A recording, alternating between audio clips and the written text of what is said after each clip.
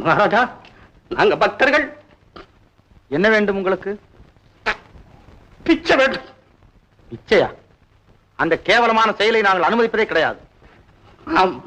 அந்த பிச்சை இல்ல மகாராஜா, உயிர் பிச்சை. ஆமா. உயிர் பிச்சையா? ஏன்? கற்பழித்தீர்களா?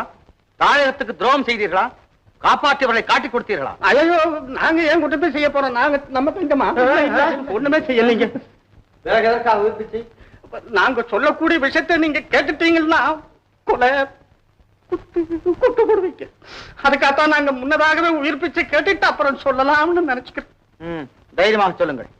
நீங்க உயிர் பிச்சை கொடுத்துட்டேன்னு சொல்லுங்க, அப்ப நாங்க மலமளமளமளமன்னு வந்த விஷயத்தை சொல்லிடுறோம்.